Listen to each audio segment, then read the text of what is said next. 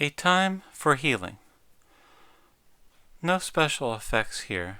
I just wanted to speak from the heart about things that have meaning for me, and to speak of my honest desire for peace.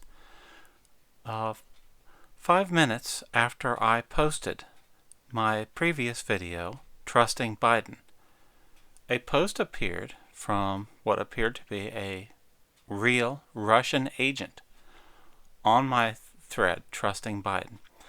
And it didn't appear that they even bothered to watch the video. They just must have seen that I was somehow not entirely sympathetic to Biden, so they posted that the Ukrainian military has killed all of the civilian casualties in Ukraine during this war.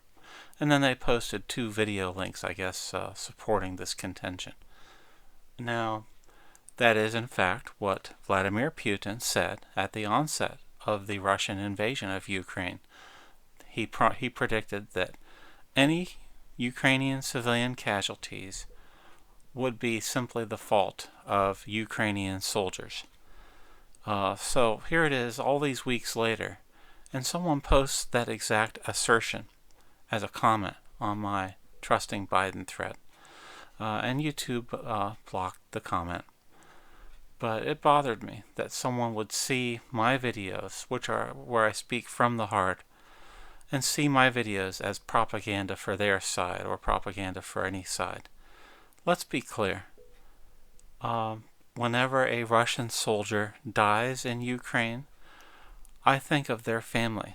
I feel sadness that that Russian's family has to suffer the loss of a brave soldier.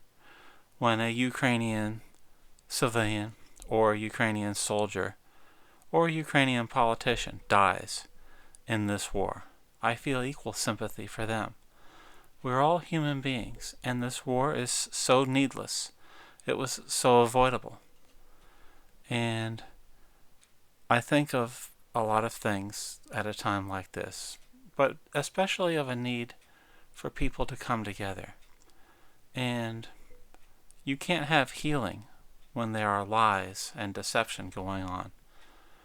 Right now, we have Joe Biden and his team going everywhere, loudly announcing that they stand with the brave Ukrainian people and they praise the courage of the Ukrainian fighters. But we learned that this past week, Joe Biden and his administration has been secretly pressuring the Ukrainians to cut a deal with Russia, to work out an agreement somehow. So we have duplicitous people on both sides. We have Russian propagandists posting on YouTube videos, and we have duplicity from the NATO side, where they're talking all about how the sanctions are effective against Russia and how brave Ukraine is. But then they're telling the Ukrainians, just cut a deal with Russia. And you really get the feeling that Joe Biden's team only wants a deal cut with Russia because of Biden's poll numbers, and for no other reason.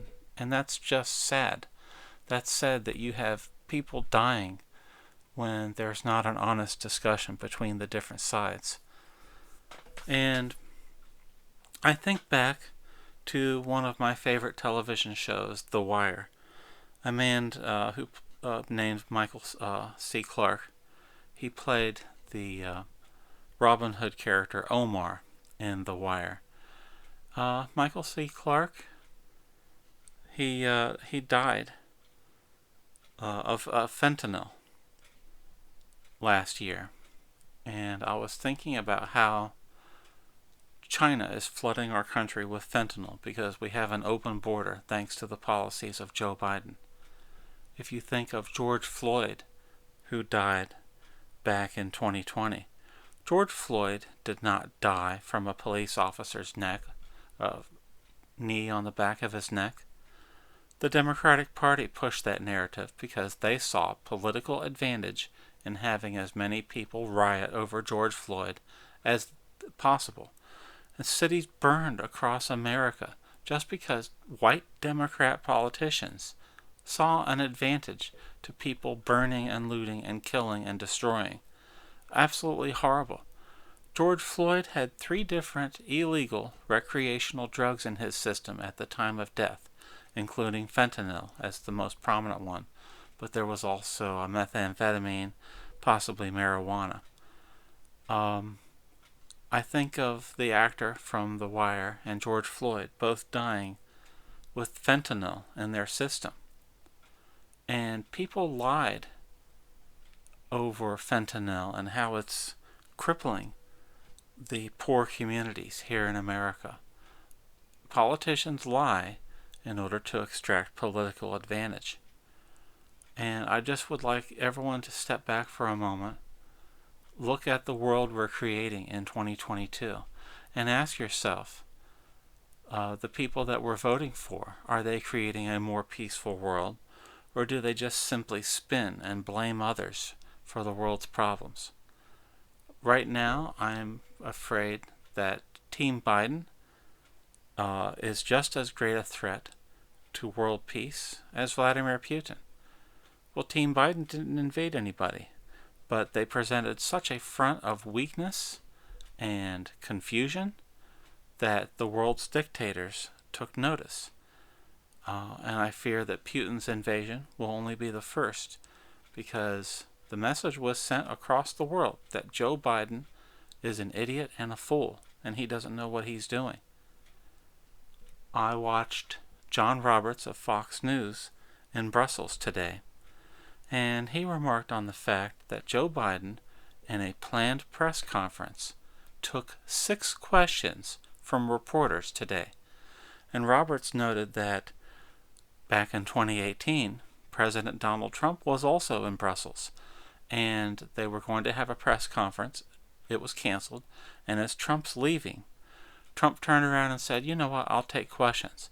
And as John Roberts noted, Donald Trump took 25 questions in an unplanned press conference. And we have a president in 2022 who can only take 6 questions? Why? And his answers were just mumblings of incoherence.